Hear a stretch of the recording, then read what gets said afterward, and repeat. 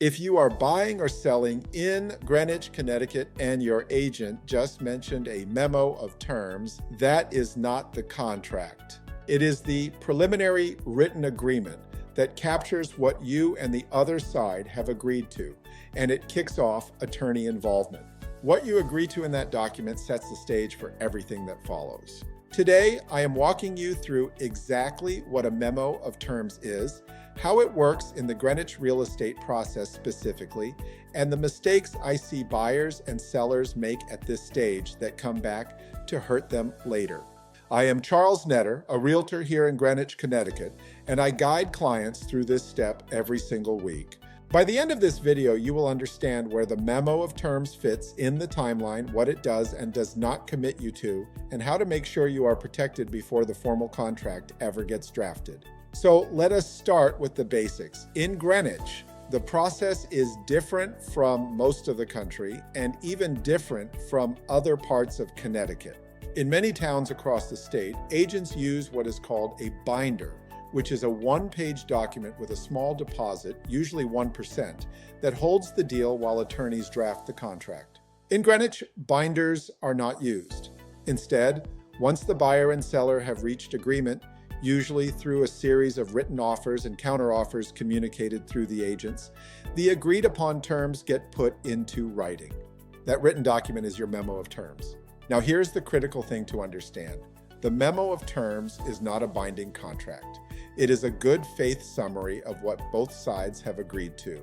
It includes the key deal points, the purchase price, the closing date, any contingencies like financing or inspection, what personal property is included, and any other terms you have negotiated.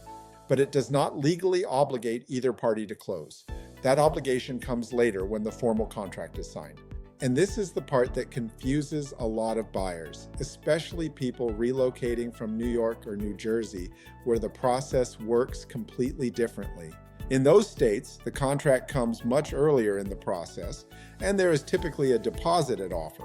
In Greenwich, the memo of terms goes to the seller's attorney, who uses it to draft the formal purchase and sale agreement.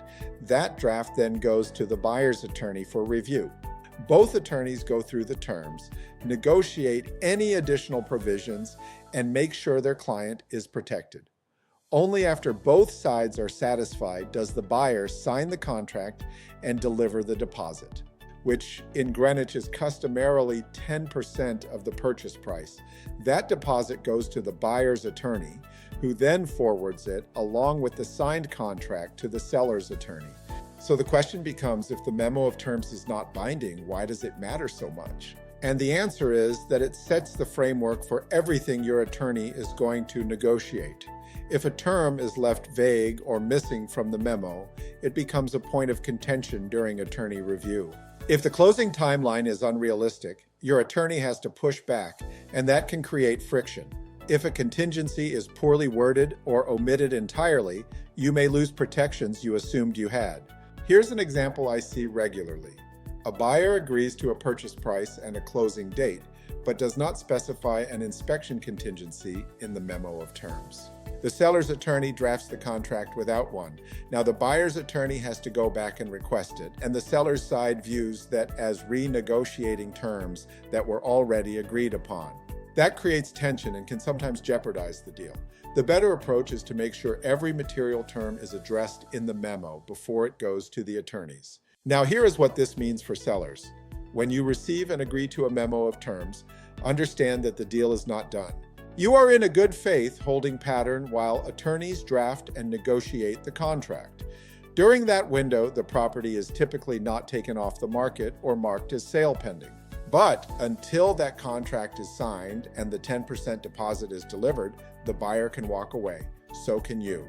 That is why working with an agent who knows how to write a thorough memo and move the process forward efficiently matters. The longer the gap between the memo and the signed contract, the more risk there is that something falls apart. Here's the bottom line. The memo of terms is the bridge between your handshake agreement and your legally binding contract. It is not just a formality. It is the document that tells both attorneys what to draft, what to protect, and what has already been agreed to. Getting it right saves you time, prevents renegotiation, and keeps the transaction moving toward closing. Have questions about where you are in the Connecticut process? Give me a call or text me at 203-524-4303. I will walk you through every step from Memo of Terms to closing day. I am Charles Nedder from Greenwich, Connecticut. I will see you in the next one.